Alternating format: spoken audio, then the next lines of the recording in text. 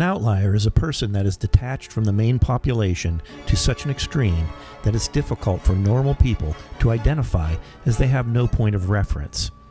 It's impossible for average people to understand how talented an outlier is when they lack the skill to understand what it is the outlier is doing. Because outliers are the first few points on the bell curve, the only people that can truly appreciate their skill are those with a slightly lesser mastery of the talent in question. Interestingly, however, because the bell curve moves away from the outlier exponentially, the second place talent may be far below the outlier in terms of ability. The movie Amadeus showcases this issue. His gift for music composition was so profound that only another master could really understand how great he actually was. Unfortunately, the second place master's ability was far below Mozart's.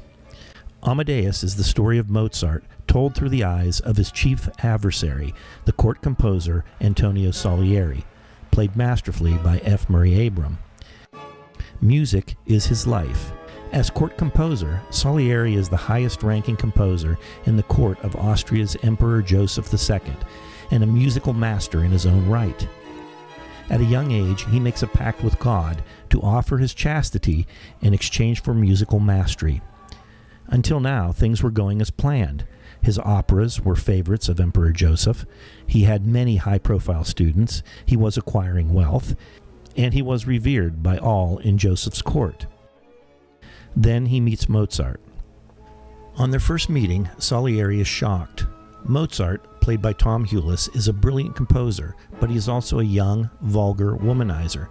He parties incessantly, and his compositions are often based on unsavory subject matter, yet his talent is unquestionable. He composes multi-part operas in his head, then simply writes them down with no changes or mistakes, as if, in Salieri's words, he were taking dictation from God. When Emperor Joseph, played by Jeffrey Jones, invites Mozart to join the court, an interesting dynamic evolves between Salieri and Mozart. Salieri, insanely jealous of Mozart's tremendous talent, is also secretly his biggest fan. He gradually realizes he is the only one capable of appreciating the extent of Mozart's genius. The night before Mozart is to arrive at court, Salieri toils to compose a simple march of welcome as a gift to honor Mozart as he arrives. When finished, he thanks God once again for providing him the ability to do so. On the morning of Mozart's arrival, Salieri shows his composition to Emperor Joseph, who insists on playing it personally for Mozart as he arrives. Salieri's simple composition sounds even more awkward and wooden under the novice hand of Emperor Joseph. What follows is a brilliant personification of Mozart's talent and sets the tone for the relationship between Mozart and Salieri for the remainder of the movie.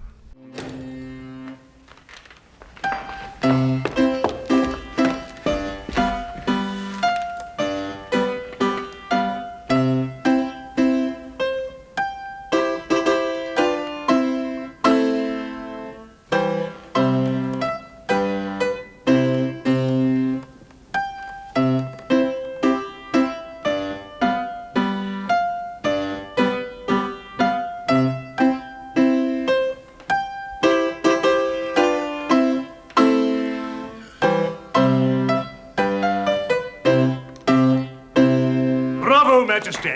Gentlemen, please, a little less enthusiasm, I beg you. Oh, this is yours. Keep it, Majesty, if you want. It's already here in my head. What? On one hearing only? I think so, sire. Yes. Show us.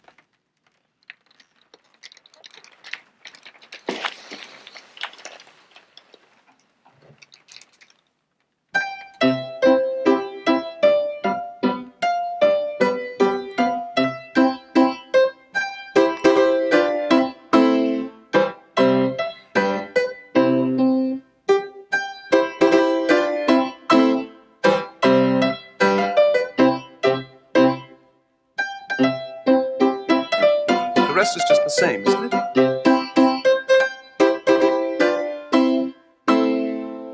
It doesn't really work, does it?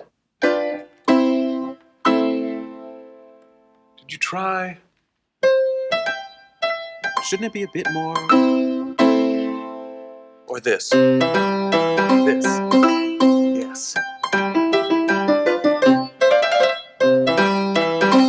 Better? What do you think?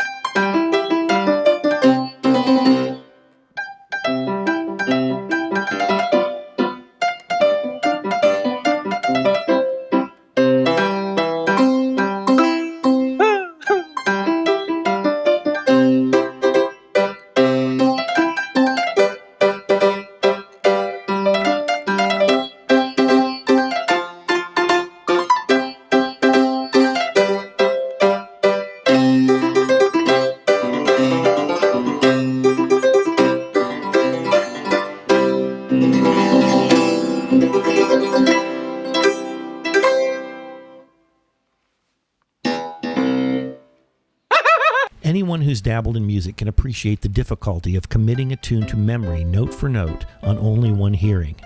Not only does Mozart record the composition to memory, but he easily improvises improvements with the playfulness of a child.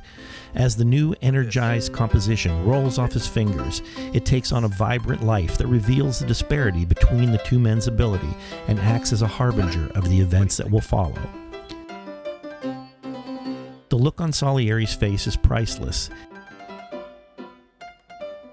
He simultaneously appreciates Mozart's brilliance, while at the same time is filled with an insane jealousy of Mozart's ability. Tom Hewlett is an interesting choice for Mozart. His performance exudes the playfulness and childlike creativity that gives Mozart compositions their lightness and energy, while at the same time capturing the character's naivete. Watching the movie, I was reminded of how young and rebellious Mozart was. He was a rock star in his time. His compositions were extremely modern, and his dress and behavior were outlandish. It reminded me of Elvis Presley or the Beatles. He was only 35 when he died, yet his enormous body of work is more popular today than ever. Interestingly, the movie is a tragedy for both men. While Salieri continues to accumulate wealth and fame in Joseph's court, he is denied the thing that he most covets, Mozart's ability.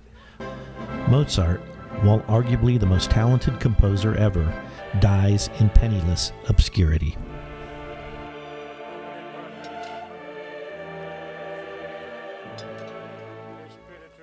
If you have a different take on the scene or would like to add something, use the comment space below. If you like these clips, press the YouTube subscribe button and don't forget to click the bell so you'll be notified when new clips are released. Thanks for watching.